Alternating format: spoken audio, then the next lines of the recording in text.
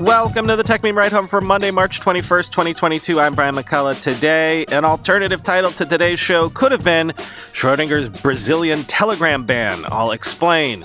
Ukrainians say Elon Musk's Starlink donation is proving quite useful. Toronto has become the third largest tech hub in North America. Should Apple make routers again? And where will the advertising dollars go in 2022? Here's what you missed today in the world of tech.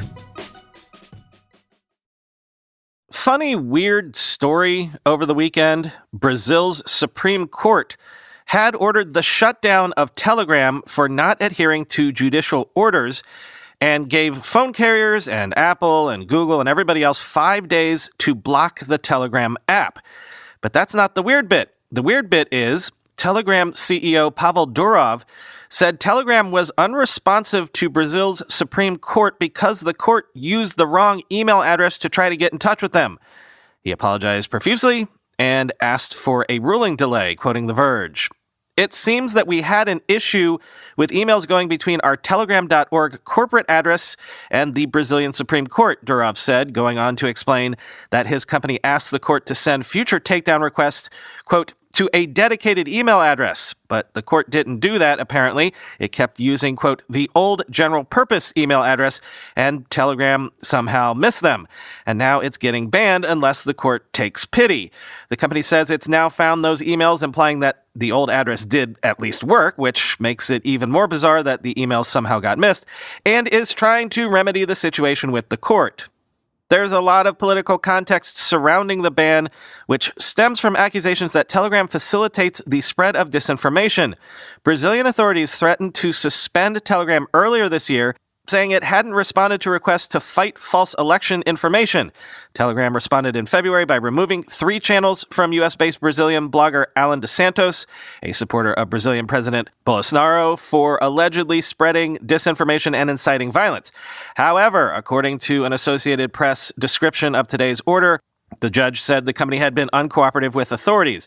Telegram is caught in a crossfire between the Supreme Court and Bolsonaro, whom the court is investigating for allegedly leaking police documents and making comments falsely linking AIDS to the COVID-19 vaccine. But the app has been criticized elsewhere for offering a haven where far-right political figures can post false information and hate speech to avoid deplatforming from services like Facebook and Twitter, part of Telegram's stated commitment to refusing government censorship demands. It's been banned in Russia for refusing to share encryption keys in anti-terrorism investigations, although that prohibition was lifted in 2020. Meanwhile, Brazil's legal system has previously ordered blocks of Telegram competitor WhatsApp, but the bans have proven to be short-lived, end quote. And indeed, this one was short-lived. This morning, Brazil's Supreme Court reversed its decision to ban Telegram after Telegram worked to comply with the court's orders. Quoting the New York Times, Telegram worked quickly over the weekend to comply with the court's orders, including by deleting classified information shared by the account of President Bolsonaro and removing the accounts of a prominent supporter of Mr. Bolsonaro's who has been accused of spreading misinformation. That action satisfied the court. Late Sunday, the court lifted its ban on Telegram. But Telegram also went further in a bid to avoid the ban. The app made several other changes in Brazil to combat misinformation on its app, which has worried Brazilian officials ahead of the presidential election in October. Telegram said that among the changes, it would start promoting verified information in Brazil and marking false posts as inaccurate while also having employees monitor the 100 most popular channels in Brazil, which account for 95% of the views of public posts in the country. The court's reversal was so swift that the ban never took effect. While the court's order was law for 2 days, the ban had given internet providers, wireless companies, and Apple and Google 5 days to comply, end quote.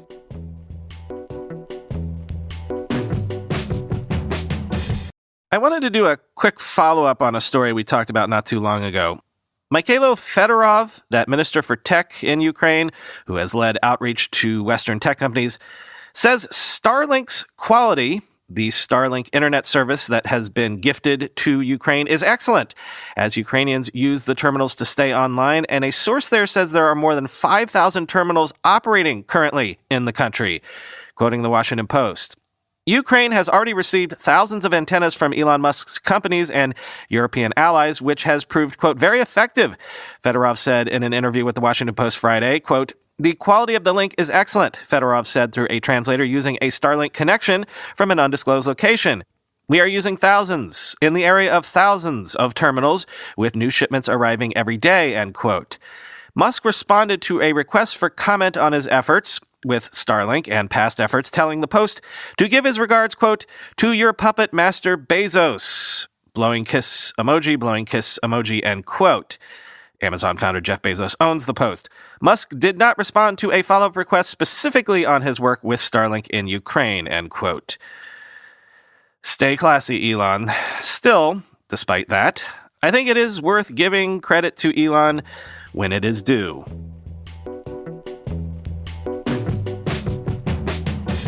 More bad news on the chip front. The CEO of lithography machine maker ASML says chipmakers' expansion plans will be constrained by a shortage of its critical equipment for at least the next 2 years, quoting the Financial Times. The warning comes from Peter Wenick, chief executive of ASML, which dominates the global market for the lithography machines used to make advanced semiconductors.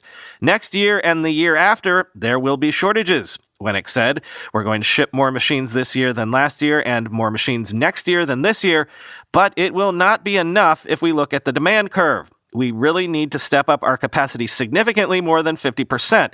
That will take time, end quote. ASML's machines are used to etch circuits into silicon wafers.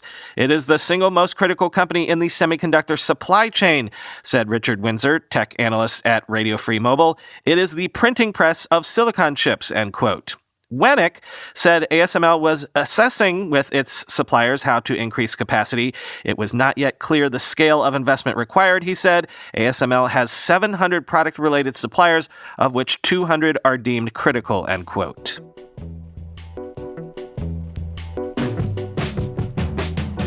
According to a new report, Toronto has become the third largest tech hub in North America, and its tech workforce is growing faster than any hub in the U.S. currently, quoting the New York Times. As the tech industry continues to expand and communities all over the world compete for tech jobs outside Silicon Valley, many executives, investors, and entrepreneurs are promoting warm climes like Austin and Miami as the next big tech hubs. But they are tiny tech communities compared with the new hub growing in the cool air along the shore of Lake Ontario. Thanks to years of investment from local universities, government agencies, and business leaders, and Canada's liberal immigration policies, Toronto is now the third largest tech hub in North America. It is home to more tech workers than Chicago, Los Angeles, Seattle, and Washington, D.C., trailing only New York and Silicon Valley, according to CBRE, a real estate company that tracks tech hiring. Toronto's tech workforce is also growing at a faster clip than any hub in the United States. And unlike many cities, Toronto is likely to have the resources needed to sustain the trend. It is the fourth largest city in North America, with about 3 million people in the city and more than 6 million in the metro area, behind only Mexico City, New York, and Los Angeles, and its roots in technology run deep. Everyone points to Miami as the next tech hub because it offers low taxes, but it offers little else from a tech point of view. Mike Volpe, a partner with the venture capital firm Index Ventures, said on a recent visit to Toronto, "You need anchor companies that can provide a transformative impact. Entrepreneurs come from these companies and start their own," end quote. These anchor companies, including the Canadian e-commerce company Shopify, as well as the many American giants, have come to Toronto for the researchers and engineers who are already there, but they also believe the talent pool will grow, end quote.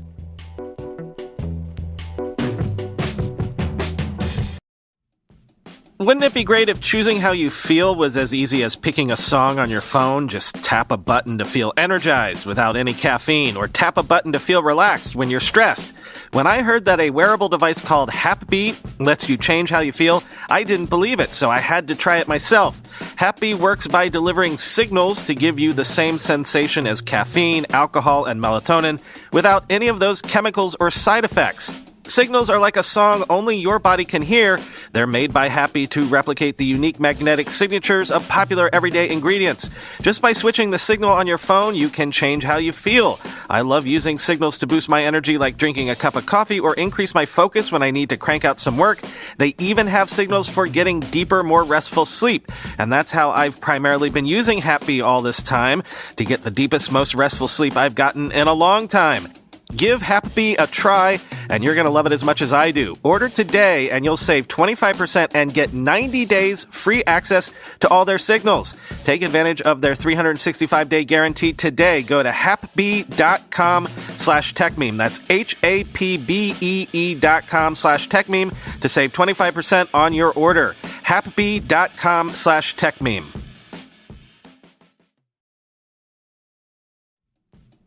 Cloud computing can be, let's just say, complex, but standing up reliable, affordable cloud infrastructure really doesn't have to be. At DigitalOcean, you can enjoy a comprehensive portfolio of compute, storage, database, and networking products that put your cloud infrastructure in capable hands so you and your teams can get back to doing what matters most, which is building world-changing apps that grow your business. You can choose from a wide variety of services for all compute, networking, storage, and database needs. Leverage popular CMS, e-commerce, web application frameworks, and developer tools to expedite development. There's even free round-the-clock technical support for all customers regardless of how much you spend with DigitalOcean. And always know what you'll pay per month with a flat pricing structure across all data center regions. Predictable pricing, robust product docs, and services that developers love. That's DigitalOcean. Get support at every stage of growth, from teams of 1 to teams of 1,000, with simple, powerful cloud computing. Get growing at DigitalOcean. Go to do.co/ridehome2022 to get started for free. That's do.co/ridehome2022. In his newsletter this weekend, Mark Gurman said that now that Apple is back in the business of making monitors again, the company should get back in the business of routers, should develop a mesh network version of the Airport Extreme in order to compete with Google and Amazon routers. Quoting the Power On newsletter from Bloomberg. The company was one of the first major proponents of consumer-grade wireless internet, launching the Airport Base Station in 1999 alongside the iBook laptop. Remember that? The concept behind the first airport was simple. Instead of plugging the Ethernet cable into the computer, you attach it to the airport and the device provides Wi-Fi for your home. Unforgettably, Steve Jobs showcased the Wi-Fi on the iBook for the first time by pulling it through a hula hoop, showing that the computer was surfing the web with no cables attached.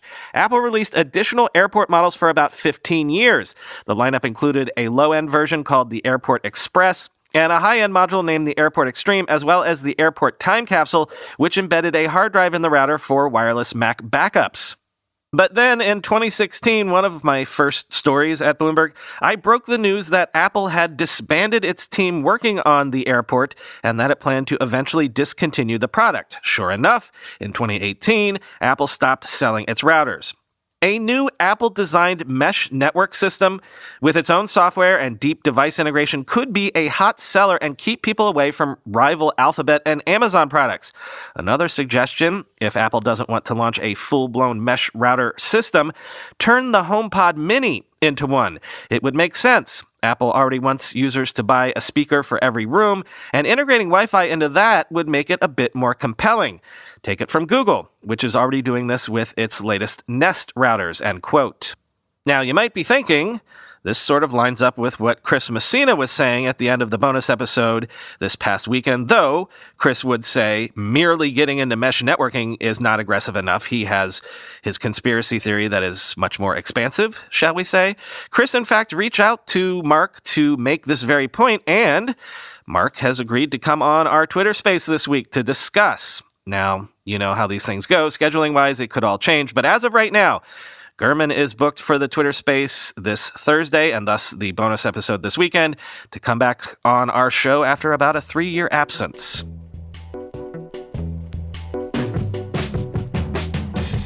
Finally today, also an interesting essay from friend of the show, Benedict Evans. This weekend, Ben wrote that as Amazon's ad revenue passes YouTube's and U.S. pay TV subscriptions drop, ad budgets are going to shift further to targetable spots and other customer acquisition tools. In other words, Apple's ad tracking apocalypse, added to the continued dying off of pay TV, and the years of COVID shutdown for physical retail mean that perhaps the biggest shift in advertising spend in a decade is nigh upon us.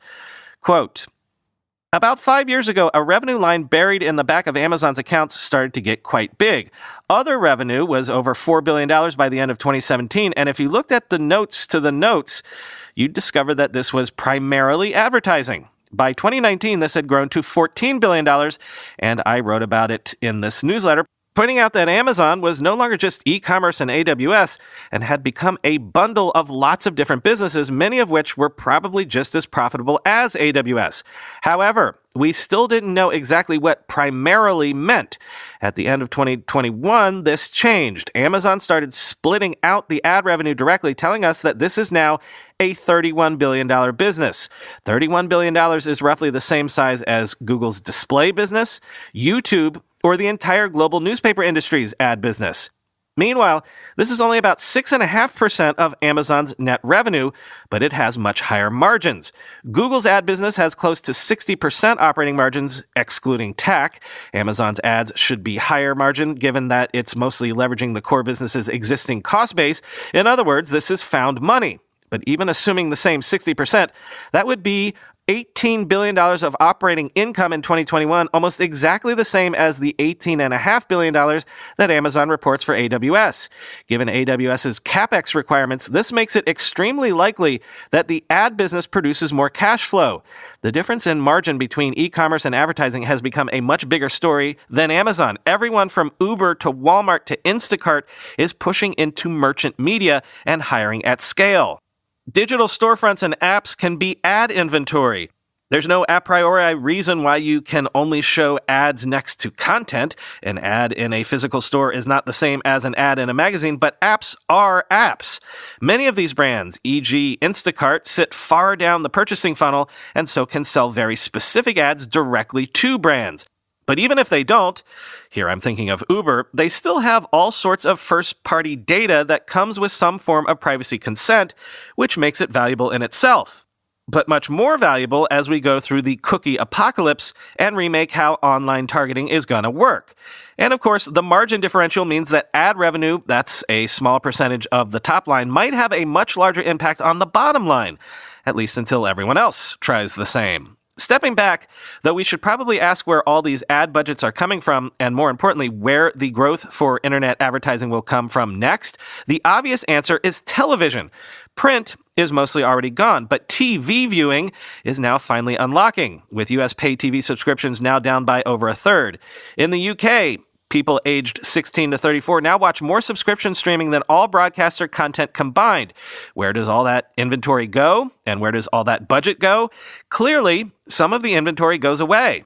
But a lot of it becomes targetable, and targetable in new ways. Disney is building a complete cross-platform ad platform, while smart TVs have suddenly changed from dumb glass to gatekeepers. Your TV, after all, knows what you watch, if nothing else, and so the TV platform can insert ads into live or streaming TV based on the viewer rather than the context. Just as with Apple's advertising products, such a system can track you without the tracking data leaving the device. Again, privacy tends to change the gatekeepers. Equally, YouTube is looking at these budgets from the opposite direction. Where TV people see roughly the same kinds of content and inventory being sold in a different way, YouTube sees potential for different kinds of inventory to be sold to the same customers or new customers and to convert all of that budget. Never mind the targeting. What does video advertising mean? What does it look like? Who is buying it? And what are they trying to do? This is also a big question for TikTok, which so far seems to have better product market fit with consumers than with advertisers. Hence, the obvious story in my ad revenue chart above is the collapse of print and the growth of internet, but more interesting to me is the decline of the top line. U.S. advertising has shrunk by a third as a share of GDP. This is some combination of internet advertising being vastly cheaper and vastly more efficient on one hand, and on the other, a lot of recategorization. If a car dealer used to buy a 20-page ad insert in their local paper, but now pays for one Google search ad, and how many people bid against them for BMW dealer San Francisco, and spends the rest of their budget on running their own website with all their inventory, that isn't in the ad numbers. This was the point of the joke in Silicon Valley a few years ago, that rent is the new CAC. Customer acquisition cost, by the way. In 1995, if you had said, should we open stores in this state or that state or just run TV ads there, that would not have been a meaningful question. But now, all of those budgets are merging into one TAM, total addressable market. Do you get a better ROI, return on investment, on Instagram ads or faster shipping? If you open a store in that city, do your returns go down? Is it more efficient to ship from the store, ship from a warehouse, or close the store and put the budget into TikTok? Do we have more brands because you're no longer constrained by physical inventory and marketing can target by region or target demographics that may have been uneconomic for physical retail? Or do we have fewer if you're not marketing by filling shelves at Walmart and need to concentrate on a smaller number of bigger brands with more awareness? End quote. I thought this was an absolutely fascinating essay, and I encourage you all to read the whole thing. It's linked at the very bottom of the show notes.